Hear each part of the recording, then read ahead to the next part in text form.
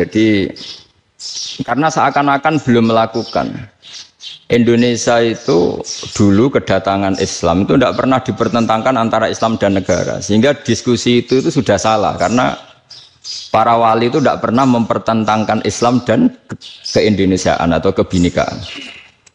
Satu, bahwa para wali itu misinya dakwah, di mana-mana dakwah itu pasti ketemu yang berbeda, mulai beda agama, beda pilihan madhab, beda tradisi, beda kultur. Jadi itu tidak perlu dipertentangkan, tapi malah itu jadi lahan dakwah. Sehingga kita ini kalau diminta diskusi hubungan negara dan agama malah bingung. Memangnya kenapa? Itu seperti dulu zaman P4, saya punya kawan di Jogja, teman saya nulis tafsir Profesor Zaini, itu pernah zaman Pak Harto disuruh sosialisasi P4 di Papua. Apa hubungan Pancasila dan UUD 45? Itu orang Papua jawab, hubungannya baik-baik saja Pak. Jadi yang unik itu ketika disuruh baca Pancasila, 1 Pancasila, 2 ketuhanan yang Maha Esa. Akhirnya 6 kan? Kenapa Pancasila jadi 6? Yang unik itu ketika ditanya, ini saya melihat langsung di TV 7 itu, Indonesiaku ini. Ada anak-anak kecil ditanya, bendera ini milik siapa? Bendera merah putih itu. Jawabannya apa? Milik sekolahan Pak. Karena memang milik sekolah. Itu yang tanya itu kaget. Milik sekolahan Pak. Nah, tentang tema ini mohon dibaca ini langsung start ya, langsung serius karena tadi sudah kayak jurkam tadi, ini yang langsung khas ilmuwan. Ini sebagai penghormatan saya pada Yunisma, ini khas keilmuan. Imam Zuhri adalah gurunya Imam Malik. Ya, saya ulang lagi ya, Imam Zuhri adalah gurunya Imam Malik. Halaman 29. Ini langsung start saya baca halaman 29. Nah, ini terutama yang para punggawa-punggawa ini. Saya baca ya. Ini teks tidak ada yang saya rubah, memang persis seperti ini. Bismillahirrahmanirrahim. Yaqulu Zuhri, ini gurunya Imam Malik. Fama futiha fil islami fathun qablahu kana a'zama minhu. Innama kanal qitalu haitsul taqon nasu. Falamma kanatil hudnatu wa wadu'atil harbu wa amana nasu ba'duhum ba'du wal taqaw fatafawadu fil hadits wal munaza'ah. Falam yaklim ahadun bil islami yaqilu syai'an illa dakhula fihi. Walaqad dakhalataini kasanaten mithlu man kana fil islam qabla dzalika au aktsar. Terus ini ngomongnya harus santai, enggak boleh provokatif. Begini, kita tahu dalam perdamaian Hudaybiyah itu poin-poinnya itu semuanya merugikan Islam. Di antaranya adalah jika yang Islam masuk kafir harus dibiarkan karena berarti masuk ke habitat asli. Karena Nabi sebelum jadi Nabi komunitas pokok itu kafir, sehingga kalau Islam masuk kafir kembali ke habitat. Tapi kalau Islam masuk kafir, kafir masuk Islam itu harus dikembalikan karena dianggap bid'ah. Maka kalau kamu dituduh bid'ah itu tenang saja dulu, Nabi itu ya dituduh ji'ta bidinin muhdas, kamu datang dengan agama yang baru. Cuma agak diteruskan wa kullu muhdatsatin bid'ah wa kullu bid'atin dalalah. Jadi orang-orang kafir dulu kalau ngomentari Nabi, ji'ta bidinin muhdas, kamu datang dengan agama yang apa? Baru. Nabi nurut. Semua perjanjian yang merugikan Islam itu Nabi nurut.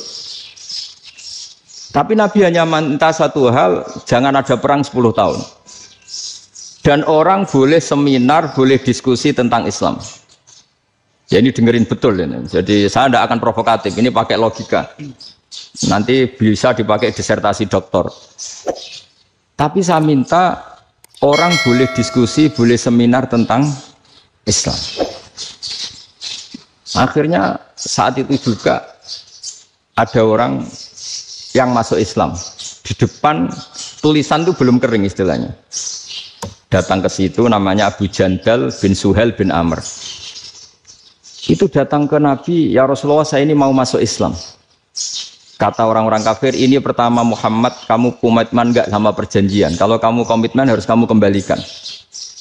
Nabi bilang, Ya Aba Jandal, kamu kembali ke mereka, ke habitat mereka, yaitu menjadi kafir.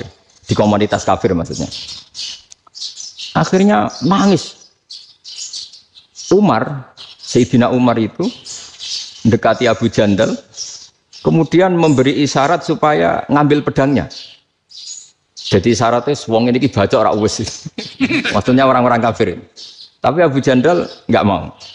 Singkat cerita akhirnya kembali ke komunitas kafir.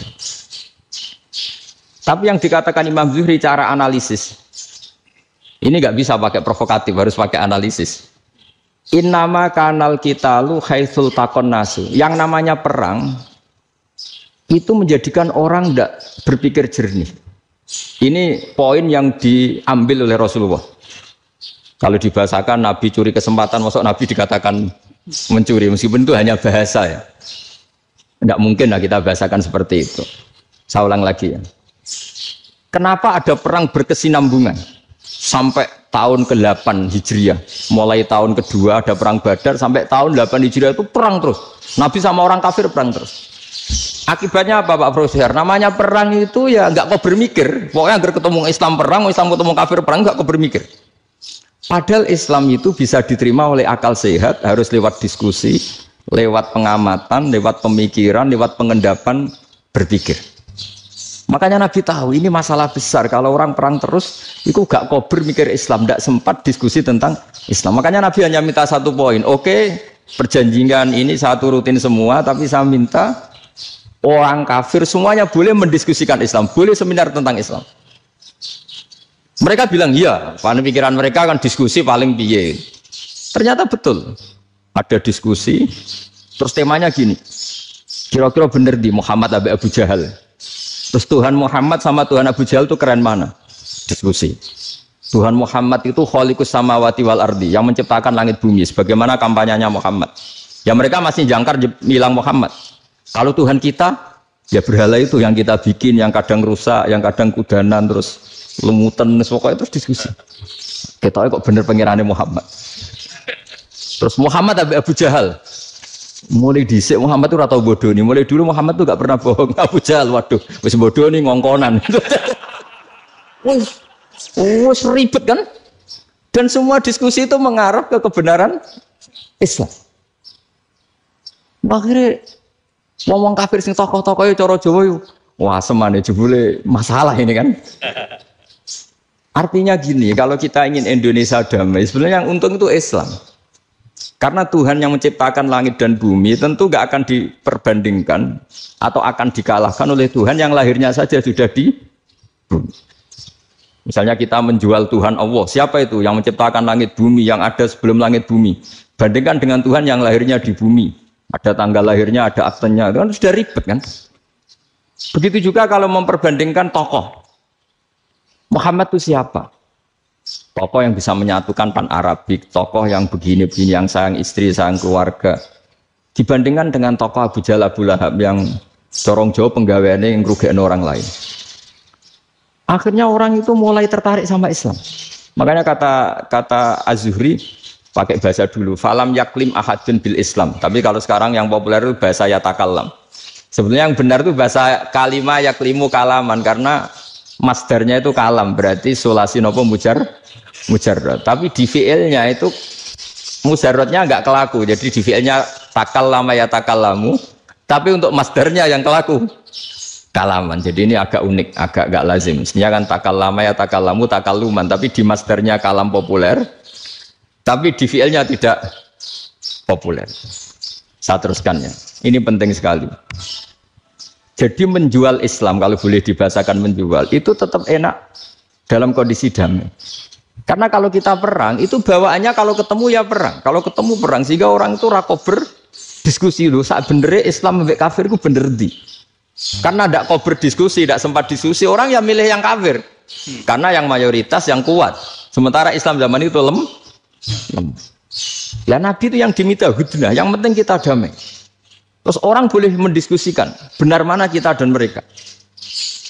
Ya setelah diskusi ya tadi kan nggak mungkin Allah yang begitu keren hebat pencipta langit bumi dibandingkan berhala yang mengurus dirinya sendiri saja tidak bisa.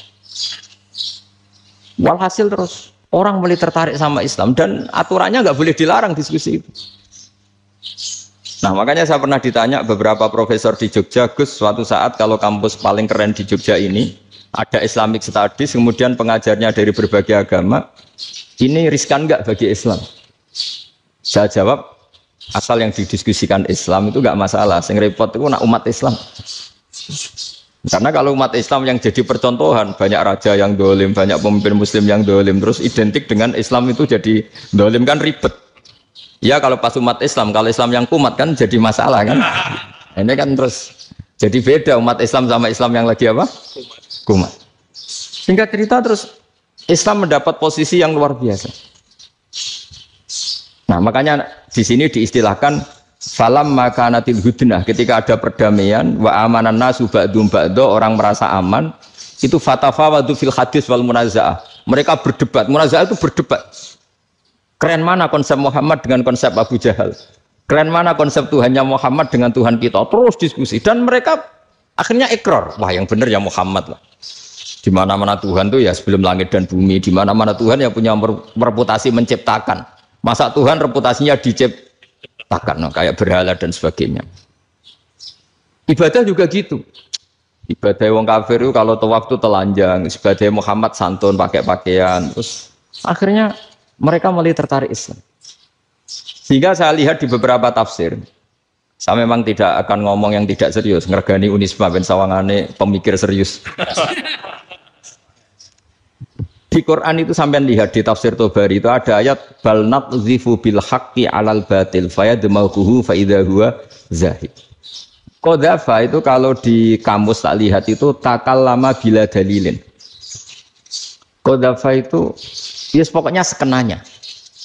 Artinya gini, kebenaran Islam atau kebenaran hak itu kamu taruh sekenanya saja itu tetap menang. Apalagi kamu taruh secara teratur, kamu taruh sekenanya saja itu tetap menang. Sehingga di sini banyak sahabat yang hidup di Cina. Sekarang juga banyak orang alim yang milih hidup di Amerika, banyak orang alim yang milih hidup di Inggris. Dan mereka pede, percaya diri karena kebenaran itu kamu letakkan di mana saja, itu tetap akan menang, akan menemukan momentum kemenangannya. Misalnya gini, contoh paling gampang. Dulu para peneliti, saya ulang lagi, dulu para peneliti itu ya datang kemana-mana, termasuk Ibnu Battuta, termasuk Ibnu Khaldun, ya semua peneliti itu suka neliti. Setelah diteliti, Quran itu satu-satunya kitab suci yang membicarakan sains, misalnya tentang falak, tentang astronomi, tentang asal-usul kejadian manusia, kejadian makhluk, juga bicara tentang geografi, geologis, semuanya. Sementara kitab lain hanya cerita tentang mawaid wal hikam wal ibar. Jadi diteliti kayak apa, pada akhirnya hak ini yang menang. Bal naqdhifu bil haqqi 'alal batil fayadmaghu fa idza huwa zahid. Saya berkali-kali cerita, ada ulama yang ahli matematika. Ketika ditanya kenapa kamu suka ngajar matematika, sampai muridnya itu ragu, ini guruku mlebu swarga ta ora, penggaweane mulang matematika. Tapi para muridnya bermimpi bahwa Imam Amudi itu disuruh ngajar para malaikat. Dan itu pede betul ya. Kata Allah, ini ulama saya yang iman kepada saya setingkat iman kamu. Dari malaikat itu tidak mungkin Gusti, kita menyaksikan langsung engkau, sementara ini di bumi, nggak nyaksikan jenengan. Kenapa bisa sepede dan seyakin itu? Akhirnya Imam Amudi disuruh ngajarin matematika. Jadi Anda kalau profesor itu nanti harus sempat ngajari malaikat, itu baru benar-benar profesor. Jadi nanti di akhirat ngajari siapa? Malaikat. Jadi ada seminar yang melibatkan banyak malaikat, narasumbernya itu seorang profesor. Itu ketika kenapa engkau begitu yakin kalau Allah itu Tuhan dan Allah itu Al-Wahidus Shomad. Terus Imam Amudi mulai nulis angka gak beraturan. 2, 3, 4, 5 sampai 1 miliar, 1 triliun, semuanya enggak beraturan. Kata beliau, nisbatus naini wasalasa ila ma la nihayatalaha iku nisbatul far'i ilal asli. Mbok angka sebanyak apapun, 2 dibanding 1 ya far'ul wahid, 3 dibanding 1 ya far'ul wahid. Semua angka yang enggak terhingga pun dibanding 1 semuanya far'ul wahid. Semua angka sebanyak apapun itu cabang dari angka satu. Fakullu hadil awalim far'un minal wahidis somad, yaitu Allah Subhanahu wa ta'ala. Akhirnya malaikat tepuk tangan, iya juga. Jadi begitu juga ada ulama itu ahli gambar.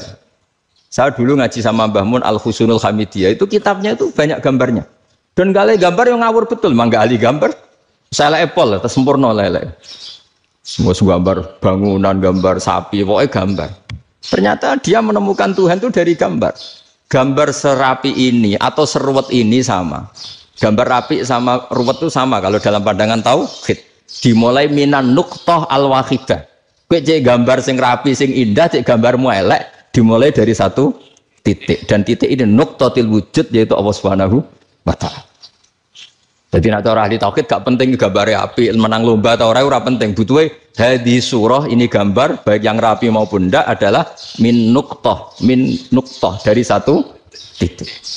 Nah, alam raya sebanyak ini mbok gambar mbok ora, sejak mulai Mars sampai Jupiter kabeh semua bentuknya yang banyak ini semuanya min nuqtatil wujud, yaitu dari titik wujud. Gini kok Allah Subhanahu wa ta'ala. Di sini hebatnya ulama-ulama, mbok dia pengajar matematika, mbok pengajar gambar, semuanya dipakai perangkat untuk tauhid.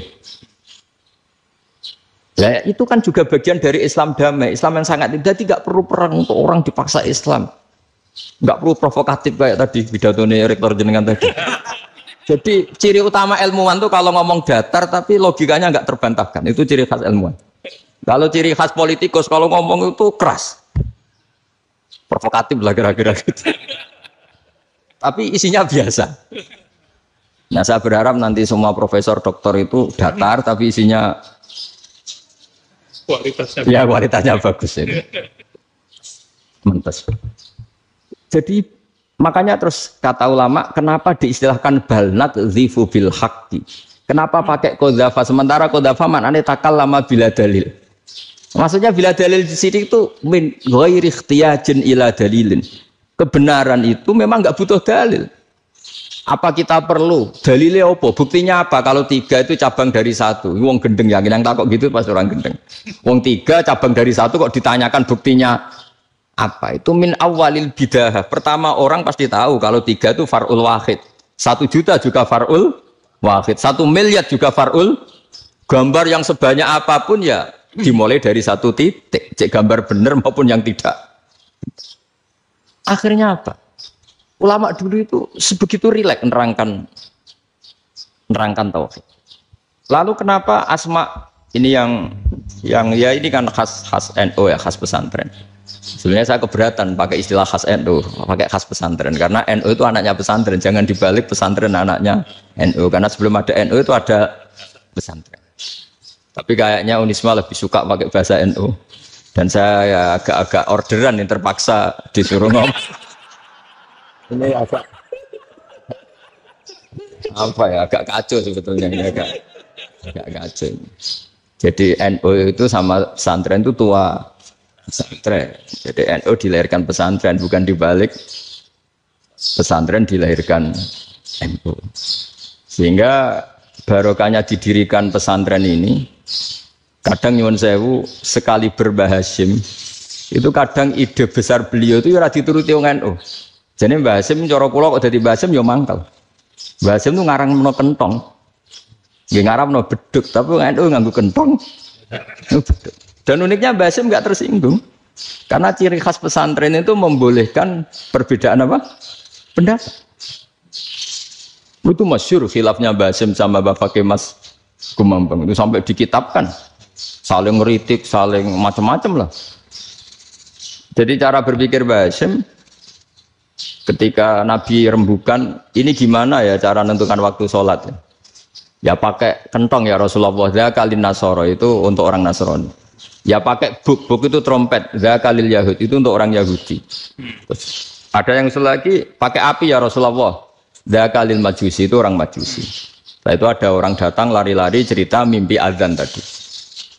Ya itu terus dipakai sarana pemanggilan sholat ya azan itu. Sehingga Mbah Hasim menolak kentong. Karena mantas sababi qaumin bahwa beliau keras sekali sampai bilang haram. Beliau judulnya ya haram.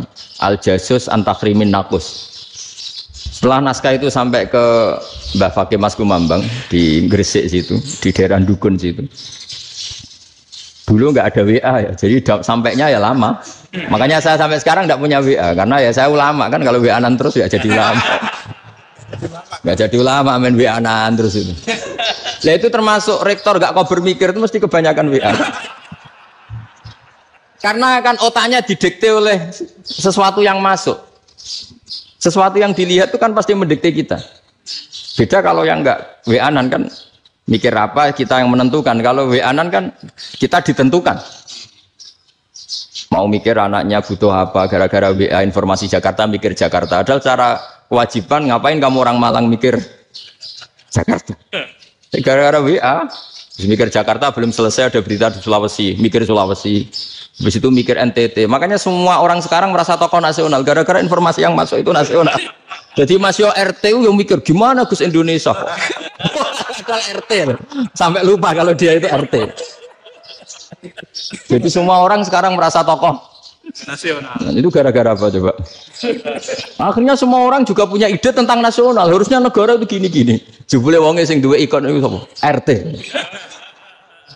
Ribet kan? Saya teruskan, setelah naskah itu sampai ke Kiai Fakih Mas Kumambang, beliau itu marah besar. Ini harus dilawan, dan saya bukan karena benci Mbah Hasyim. Beliau teman saya ketika ngaji Kiai Mahfud di Mekah. Jadi Mbah Fakih dan Kiai Hasyim itu teman ketika ngaji di Mekah.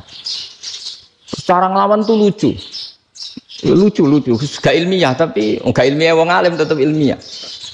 Di mana-mana serupa itu tidak sama. Ya kalau mungkin zaman Nabi di Madinah itu, zaman itu kentong itu identik dengan milik Nasrani. Di Indonesia beda.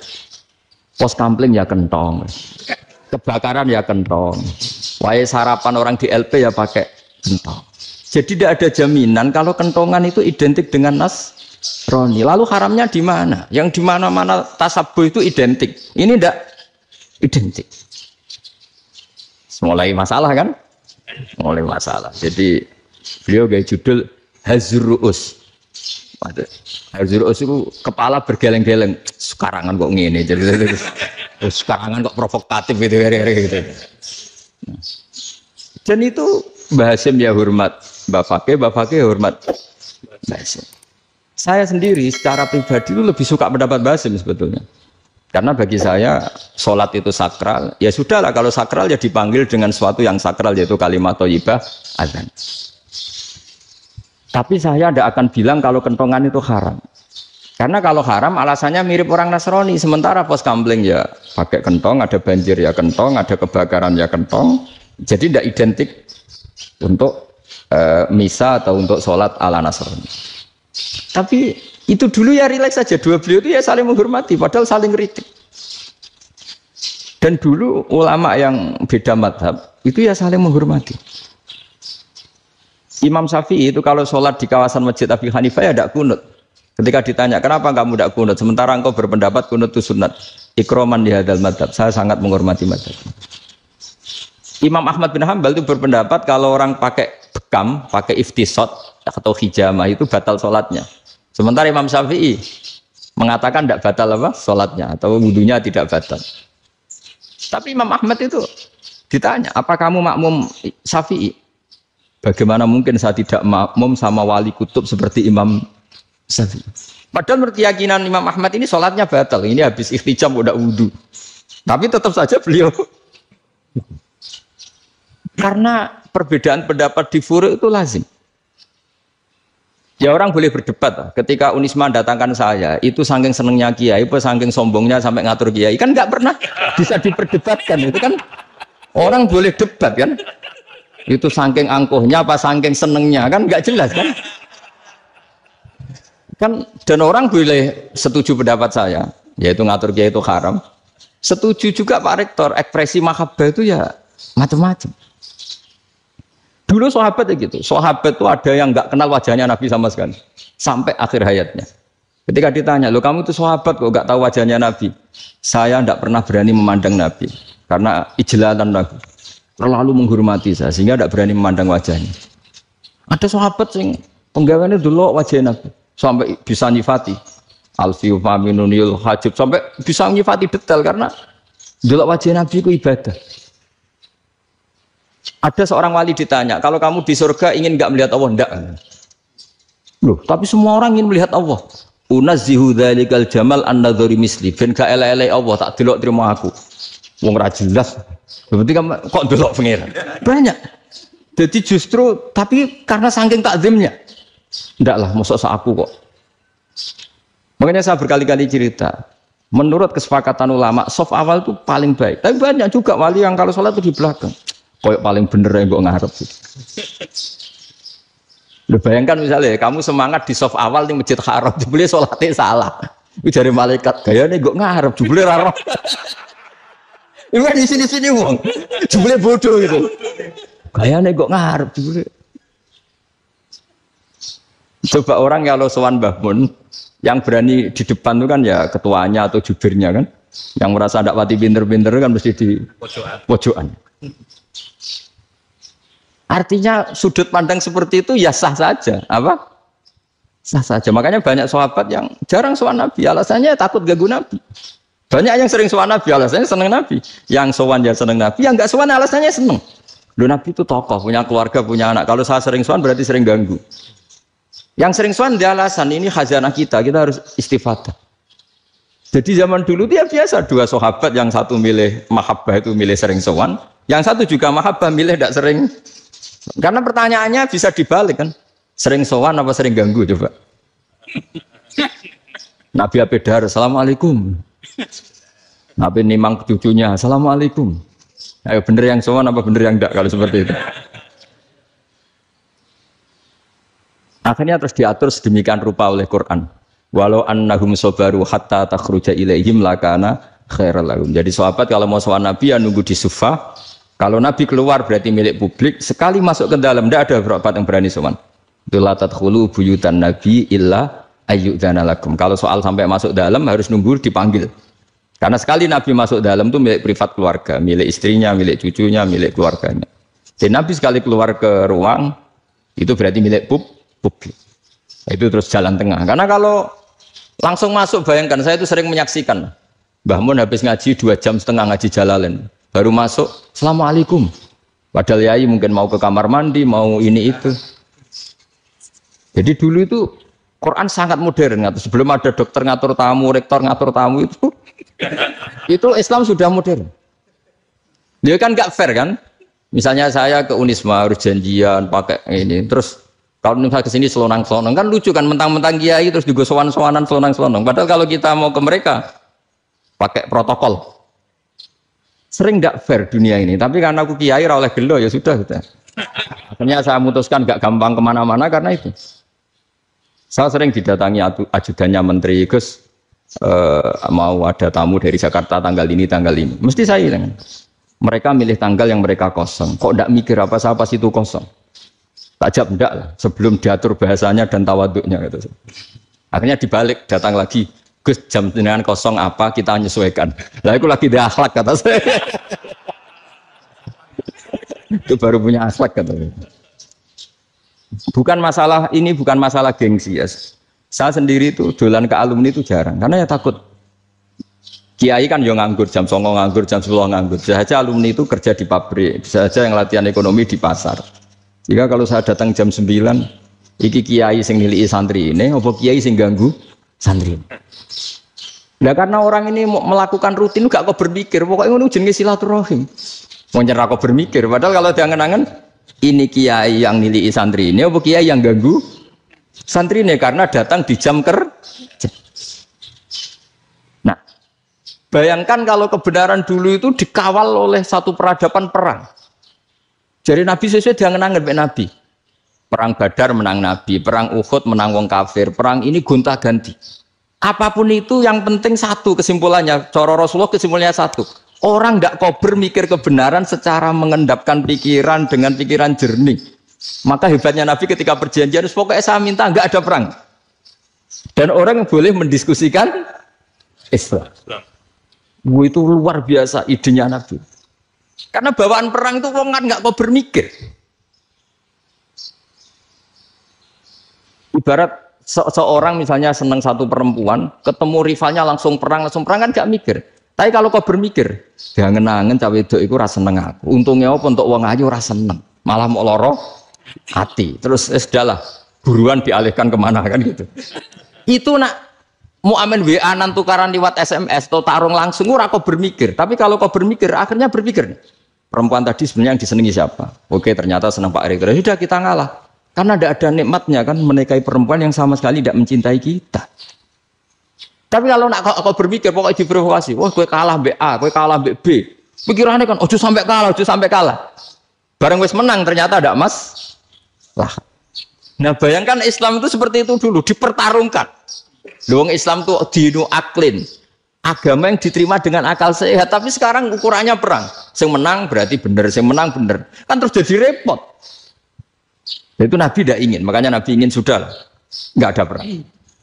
Nah, makanya kata Imam Zuhri, fathul Islam terbaik adalah orang boleh diskusi tentang Islam dan tidak ada perang. Lagi-lagi penting, tidak perang itu penting. Silmun itu penting, perdamaian itu. Setelah tidak ada perang, akhirnya fatafawadu fil hadis wal munazah. Orang boleh diskusi apa saja, termasuk boleh adu polemik. Konsep satu Tuhan dan Tuhan banyak diperdebatkan. Akhirnya Nabi secara rileks bisa menjelaskan. Muhammad, urusan kita banyak. Kalau Tuhannya satu tidak cukup, Tuhan harus banyak untuk menyelesaikan berbagai urusan. Ada Tuhan bagi rektorat, bagi macam-macam kan. Ada Tuhan untuk ngurusi utang, ngurusi BPKB, macam-macam. Terus kata Rasulullah, enak saja Nabi jawabnya. Ya kalau kamu punya majikan banyak, perintahnya beda-beda, kamu mangkel enggak, bingung enggak? Ya susah, Mat. Kalau majikannya banyak, perintahnya beda-beda, kita jadi repot. Senang mana? Senang majikan satu. Ya sudah, Tuhanmu itu majikan kamu. Kalau Tuhannya banyak, perintahnya macam-macam, kamu yang repot. Akhirnya, ya Mat, Tuhannya satu aja. Nah, itu ya barokahnya diskusi tadi, barokahnya enggak perang. Darabawahu mathalar rajulan fihi syuraka'u mutasyakisuna wa rajulan salamal lirajul hal yastawiyani masalah. Terus alhamdulillah. Jadi orang yang paling kafir pun saat itu taslim. Nah, ini kembali ke kalimat la ilaha illallah. Saya tidak perlu provokatif, pasti teori saya itu benar. Bukan saya bilang benar itu karena sombong, enggak. Ini sesuai teks. Misalnya begini. Benar enggak kelompok takfiri yang suka ngafirkan orang lain? Itu pasti tidak benar. Logikanya gampang. Orang yang kafir 70 tahun saja dengan melafadzkan la ilaha illallah menjadi muslim. Masa dengan kalimat yang sama yang muslim menjadi kafir? Itu logikanya kan enggak ketemu.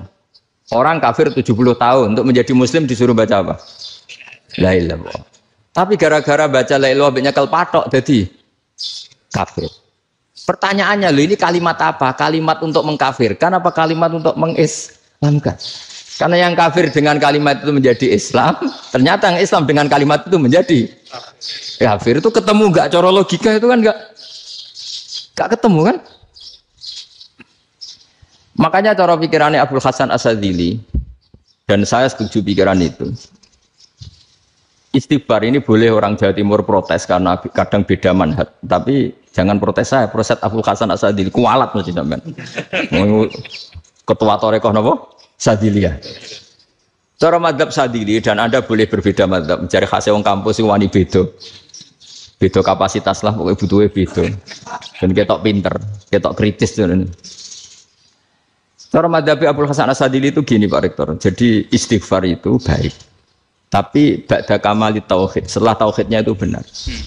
Alasan beliau masuk akal. Ketika ada ayat fa'alam annahu la ilaha illallah wastaghfir li dzambik. Bihadil kalimah. Jadi orang boleh istighfar setelah tauhidnya benar. Alasannya Abdul Hasan Asadili begini. Qul lil ladzina kafaru iyantahu yughfar lahum ma qad salaf.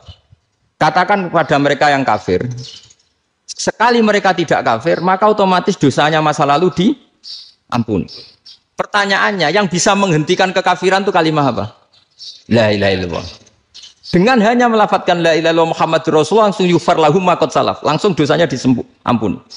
Berarti yang menjadi pengampun dosa lah, penyebab pengampunan itu apa? La ilaha illallah. Itu bahkan orang kafir belum istighfar. Di ayat itu kan Allah enggak mensyaratkan setelah la ilaha illallah istighfar baru diampuni, enggak. Asal la ilaha illallah langsung yughfar lahum ma qad. Saya ulang lagi ya, jelas ya. Jadi kulil ladzina kafaru iyantahu yufar lahum mata. Nah sekarang iyantahu, mereka berhenti dari kafirnya. Syaratnya pakai apa? La ilaha illallah Muhammadur, itu langsung yufar lahum mata. Artinya apa? Ghufranullah itu bisa didapat hanya dengan mujarrodut tauhid, yaitu hanya dengan melafadzkan kalimah thayyibah. Dan sahnya istighfar juga berdasar kalimah thayyibah itu. Misalnya gini, orang kafir sebelum Islam melafadzkan astaghfirullah, astaghfirullah, astaghfirullah, kira-kira diterima enggak? Enggak kan? Karena syaratnya istighfar ba'dat tauhid. Nah, makanya dalam mazhab Sadili istighfar itu setelah la ilaha illallah. Karena cara pandang ya seperti itu. Jadi fa'alam annahu la ilaha illallah wastaghfir li dzambi. Jadi dengan kebenaran tauhid saja ini sudah cukup kita insya Allah layak diampuni. Karena innallaha la yaghfiru ayyusyraka bihi wa yaghfiru ma duna dzalika liman yasha. Jadi orang yang tauhidnya benar itu bisa diampuni Allah asal tauhidnya benar. Itu Allah ngendikan liman yasha wa yaghfiru ma duna dzalika liman yasha. Dawe Imam Suyuti walam yakun liman yastaghfir. Jadi orang yang bertauhid secara benar meskipun gak sempat istighfar itu tetap potensi diampuni. Karena bawaan tauhid itu sudah menjadi layak diampuni. Kayak orang kafir sekali ngelafadzkan kalimat tauhid, mbok gak istighfar langsung diampuni. Nah, karena melihat seperti itu, terus orang berlomba-lomba memperbanyak jumlah ngelafadzkan la ilaha illallah. Jadi kita yang alim, kita semua, saya tidak bilang saya, kita, termasuk yang di pinggir-pinggir saya, ngaku alim orang masalah lah, sopai. Kita semua yang alim-alim itu tahu bahwa la ilaha illallah itu super. Sudah bawaannya tauhid, juga punya kelayakan diampuni. Nah kemudian nasib kita agak sial. Malah kalimah ini dituduh bid'ah, dituduh khurafat. Mergo Nabi nggak pernah tahlilan, Nabi nggak pernah tahlilan. Kalau diartikan Nabi ratau maca la ilaha illallah, enak gak kalimah ini. Nah, ini provokatif. Jadi ini sudahlah keanehan-keanehan ini kita terima karena ciri utama wali, ciri utama ulama itu wa'udhu fisabilillah, harus pernah disakiti. Jadi kalau Unisma sakit kalau dituduh apa? Dituduh bid'ah itu berarti belum calon ulama. Calon ulama itu wa'udhu fisabilillah, harus disakiti. Jadi kalau kamu disalahpahami itu ya harus santai. Iya, termasuk provokatif tadi. Termasuk diatur tadi itu. Jadi kalau cara berpikir kan, karena mereka itu memang kalau kita turutin itu memenya itu terlalu, kadang menghujat kita itu enak ya jadi GNU, ada orang mati datang, kiainya dapat makan, dapat rokok, terus pulang. Jadi apa? Terus kita kayak tersangka terus. Kita kan kayak tersangka terus, tertuduh terus. Terus yang orang NU ya memenya juga nggak kalah ekstrimnya. Boleh ya ajaran orang nggak boleh ngasih-ngasih kiai gitu. Berarti boleh dong ajaran kikir. Jadi memang kadang apa ya, cangkem elek lah bahasa kasarnya itu. Itu memang kadang lebih mengenakan kalau kita datang ke acara mayat kan dapat makan, dapat minum. Kalau yang sohibul bed rokok ya dapat rokok. Kalau kiainya dapat wajib, kadang 20.000, kadang 50.000. Terus memenya itu kok setega itu ya ada orang meninggal kok malah kita makan-makan. Seakan-akan kan kultur ini biadab kan gitu. Tapi yang orang NU kebalikan balas. Oh ternyata nggak boleh ya mayat disodakoi. Ternyata nggak boleh ya orang dermawan. Berarti Islam membolehkan medit ya gitu. Yang modus ini kan. Tangan-tangan itu luwih mandi timbang takbir ya kan. Karena ini kan memicu emosi kan. Memicu apa? Emosi. Nah tapi saya kalau disuruh bela mana itu tidak ada yang saya bela. Ya seorang sudah lah kalau mau nganggur saja sudah itu juga. Ya tapi itu memang apa ya? Itu khazanah Islam. Ada yang kritik, ada yang enggak. Ya itu memang khazanah. Ya biasa aja. Kalau saya biasa. Karena dulu ulama itu sudut pandangnya itu ya seperti itu. Ada yang ulama suka ibadah itu sholat. Ada yang milih apa tidur. Sampai Imam Ghazali bilang suatu saat. Ibadah terbaik di zaman akhir itu tidur kan. Sholat saja kalah sama tidur kan.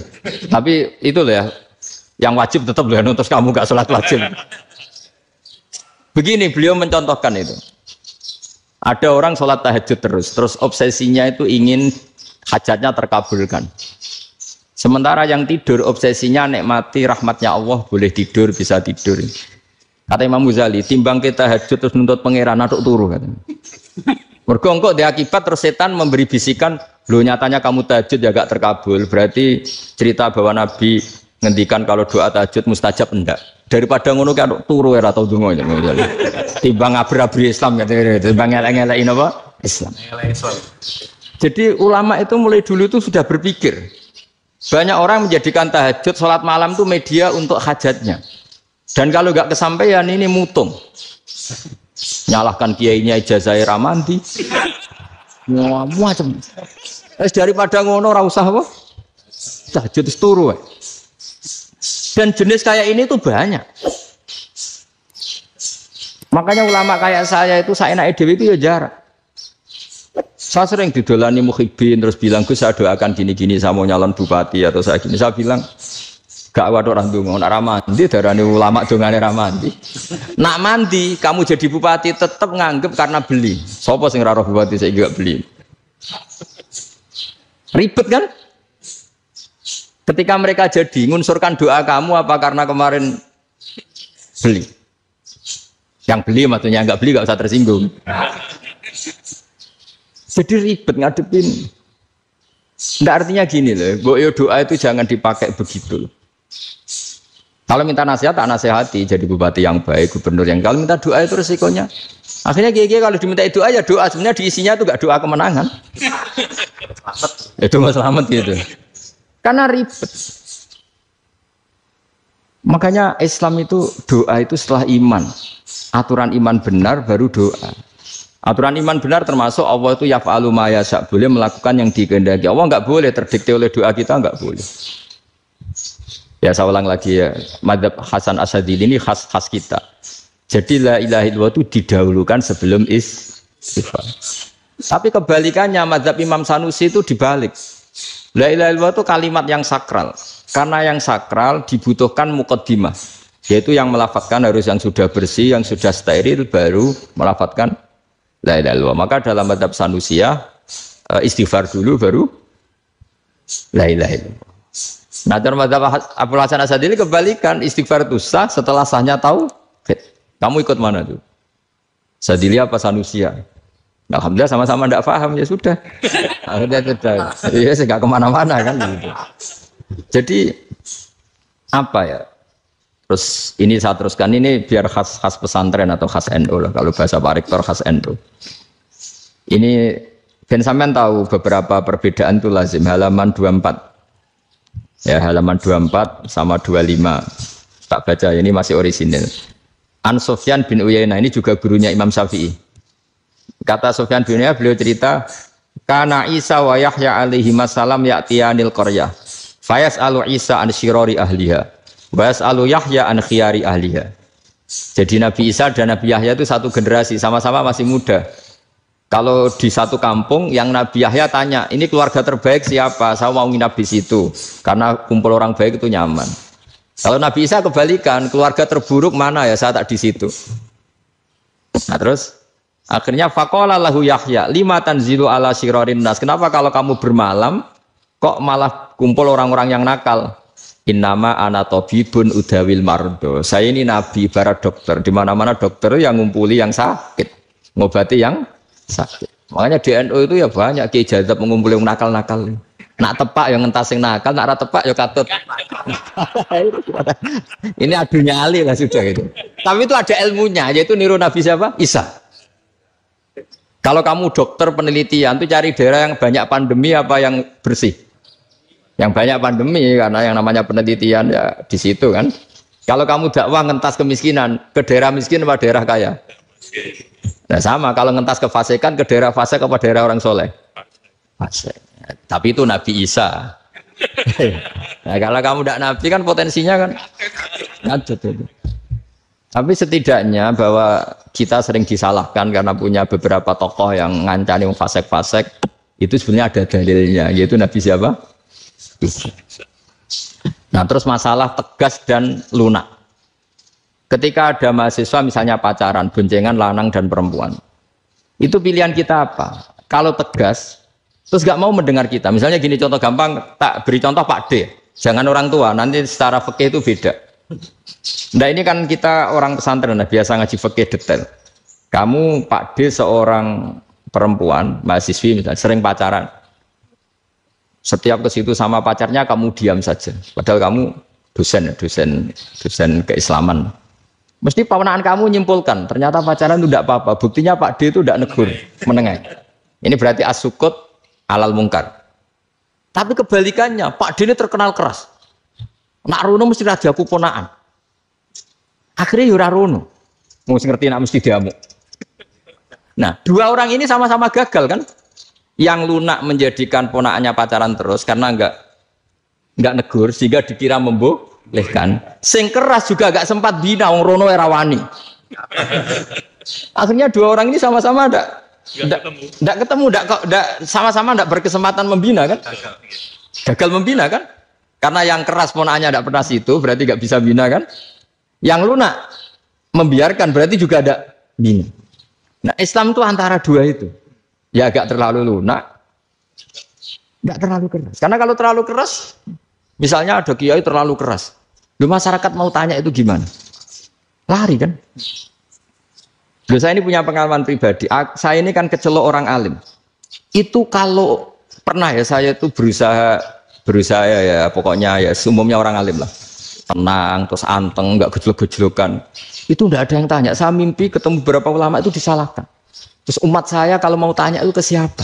Wong alim wis wibawa, meneng tambah banget wibawa. Bala Quran sering gojlok rektor macam-macam. Terus wong wanita kok, saya biasa ke pasar pandangan dicegot orang. Gus, putri saya itu sering keluar darah tapi melebihi batas haid gini-gini. Kalau badhe sowan jenengan, gak usah sowan ngene mbek ngadeg-ngadegan. Terus tanya, yang haid berapa hari, Gus? Ya supaya rudat ilal adat sebelum dia punya penyakit istighadah itu berapa? 6 hari ya sudah, kembali 6 hari lainnya mustahadah, tetap sholat, tetap normal. Tapi kalau saya wibawa, mau pasar gue tasbih dulu. Iku mesti wong salaman ya lu donga yakin. Tapi baru kayak rada uraan ketemu wong-wong, dulu pening ndi? Maaf pening ndi? Gus beneran Gus ketemu jenengan kula wingi badhe tua kok. Ini tanya. Dadi uraanku iku amdan. Lha nek sampean asli iki. Asli uraan. Karena ada uraan lah tetap tidak wibawa kan. Jadi baru kayak uraan itu ya banyak. Saya itu kalau ngantor di Jogja itu banyak orang yang tanya. Ya biasa tuh tanya macam-macam. Karena saya uraan. Ke pasar ya orang. Bahkan di bis sering ketemu orang. Wah beneran Gus kalau badhe sowan jenengan badhe tanya ini. Ya sudah di sini aja. Jadi semua itu diilmoni. Nabi itu punya sisi yang dua-duanya jalan. Memang beliau luar biasa, dipilih Allah yang luar biasa. Nabi ketika wibawa itu banyak sahabat yang bahkan mengenali wajahnya aja tidak bisa. Ka'anna ala ru'usihim at-thair. Bayangannya seakan-akan di kepalanya itu ada burung yang takut terbang. Saking antengnya. Tapi Nabi sekali mengeluarkan job, sekali santai, itu sahabat tanya itu sampai yang nggak pantas ditanyakan. Nabi saat tadi kumpul istri saya, tapi tidak inzal itu wajib mandi ndak. Aro'aita law anna ahadana ya'ti imra'atahu wa lam yunzil. Itu ya ditanyakan. Nabi mun kumpul ibu dan saged inzal sepundi. Guys betul lagi. Ya ada yang tanya macam-macam. Ini saking ada sahabat dipanggil Nabi tambah lari, dipanggil lagi tambah lari. Panjenengan nyeluk pas kula kumpul bojo kula. Lah kula kuwatir jenengan orang suci, saya belum mandi, makanya saya lari. Nabi ngendikan inamal mukmin thahir, ya nak masalah ketemu kiai ra apa-apa ijek junub. Sementing kok nak salat ya adus sik. Tapi Nabi sekali pakai mazahirul jalal, tapi pakai wibawanya, itu orang enggak berani ngomong. Tapi sekali Nabi relax, itu orang bisa tanya apa saja, termasuk halal yang enggak pantas. Lalu ada sahabat itu tanya lucu, tanya Maimunah. Maimunah itu ya cantik tapi sudah agak tua lah. Maimunah, ya umal mukminin, hukumnya ngambung bojo pas Ramadan ubi. Wah gak roh, gak tahu diambung kan Nabi pas Ramadan. Tanya Saudah, wah malah karena diambung. Kalau Saudah itu kan wis tuwa itu. Lucunya istrinya jawab. Tanya Aisyah yang mungkin Nabi. Iya, yang mungkin tanya Aisyah. Itu yang usulnya istrinya Nabi Maimunah. Selalu Aisyah. Tanya be Aisyah. Ya Amirul ya umal mukminin gini-gini. Aisyah yang cantik masih perawan kan. Qabbalani Rasulullah bahwa oh Nabi biasa ngambung-ngambung pas Ramadan dan beliau tetap puasa. Akhirnya fakih ngarang kan wa takbil fi Ramadan wa tublah la tubtilu shauma ngambung ora. Iku ya udah biasa di sini. Ya nasi bojone ayu. Nah ini artinya seasik itu. Jadi garwane Nabi sing ngrasa serodok tuwa. Wah, aku ora tahu ya. Kok Aisyah. Serilek itu dulu itu. Maksudnya orang-orang Islam pertentangan itu. Maksudnya dia balik semua ini bedanya orang pesantren sama orang kampus. Kalau orang kampus mau cerita agama itu rahmatan lil alamin, tapi nyontokno rileke ora iso.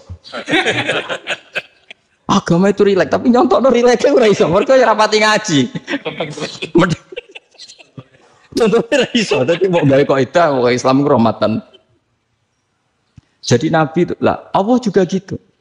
Allah itu kalau sudah memperlihatkan madzahirul jalal, itu mbok malaikat Jibril rawani.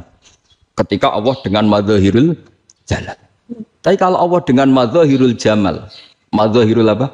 Jamal. Iku yo gojo-gojo kan ambek makhluke gojo. Yo buli-bulian cara sakniki. Ya sampean delok ning hadis syafaat itu, akhiru man dakhalal jannah atau akhiru man kharaja minan. Nah, itu di beberapa judul. Ada seorang rojul yang ahli neraka ya, hanya dintas mbek pangeran, terus didudono swarga. Gusti, swarga, sengiler tok ora wong wayu, roh wis ngiler tok. Ngerjaluk Gusti mosok roh tok ora oleh mlebu. Jarimu asal mlebu metu kon neraka ora jaluk-jaluk meneh. Sumpah lho ya, gak jaluk apa-apa meneh. Mboten Gusti. Sekali saya keluar dari neraka ndak akan minta apa-apa lagi. Wis. Wallahi, wallahi. La as'alu ghairah. Mesti ghairah khoslah, ghairah tilkal khoslah. Ya niku selain keluar dari neraka saya ndak akan minta lagi. Didono swarga wong do kelon seruwibet kan. Yang bojone elek kan dendam dadi ning swarga. Swarga wis macam-macam. Gusti mosok roh tok ora oleh mlebu. Jarine ora janji ra njaluk meneh. Akhire ya wis didelokno neraka. Jadi pangeran jawabe gampang didelokno neraka. Roh neraka begitu menyakitkan, begitu ngeri. Sudah Gusti saya tidak minta surga, sementing nggak masuk neraka. Rabbana srif anna adzaba jahannam. Setelah lama itu diadepno swarga njuk mlebu swarga, terus diadepno neraka. Akhirnya ya sudah. Saiki mlebu swarga gak apa-apa. Iku jawabe lucu. Atas tazi jenengan ngenyek kula. Mengkarwan ra di swarga kok mlebu swarga. Terus akhirnya mlebu swarga, kan mlebu swarga tamanna, sangen-angen sembo jaluk apa? Orang ngangen-angen yang indah-indah, laka, wa asrotu amsal, ya siku tak turuti, wa asrotu amsalih, lan lipatan ke-10. Jawab wong lanang ya lucu, atas tazi ubi wa anta rabbul alamin. Jenengan pangeran kok ngenyekan. Maksudnya wis karuan aku ora pantes. Terus dari pangeran, la astazi ubika, walakinni ala ma asya'u qadir. Aku gak ngenyek kowe, pancen aku pangeran. Nuruti kowe iku iso.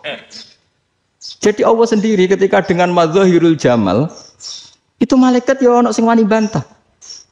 Masyhur itu kan malaikat yang bantah pangeran atas alufia mayusidu via wasfikut karena Allah dengan madzahirul jamal. Yang paling masyhur Nabi Musa. Nabi Musa itu ketika Nabi Mi'raj. Nabi Mi'raj itu beliau kira-kira di langit keempat lah yang masyhur atau kelima. Melangkahi.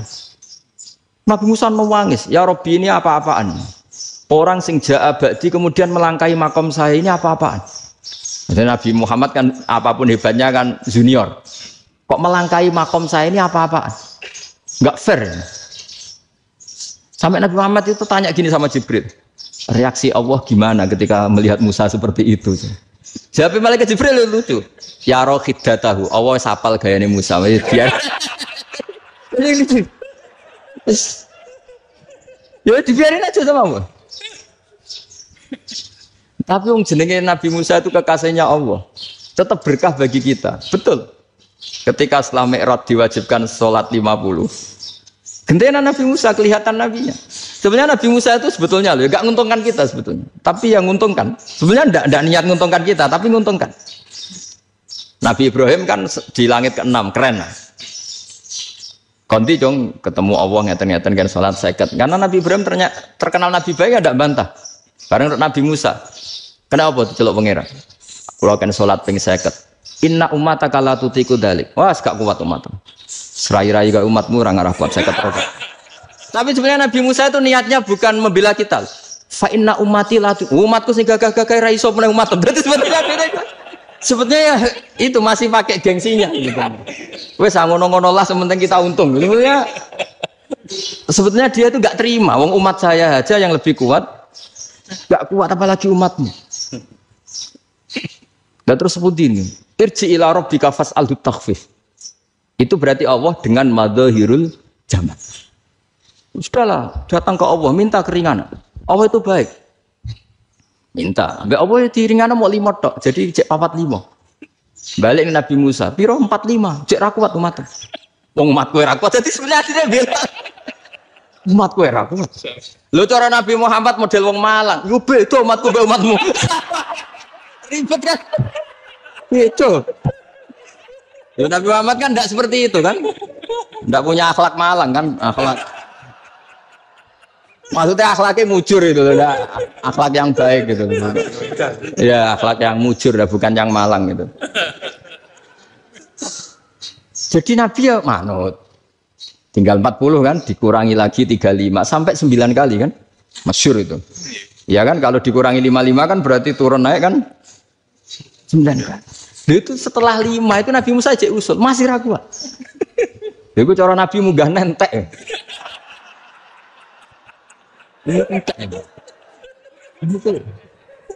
Terus, iya, doa tuntas betul. Bebas. Terus munggah ado-ado laupun. Ini tuh.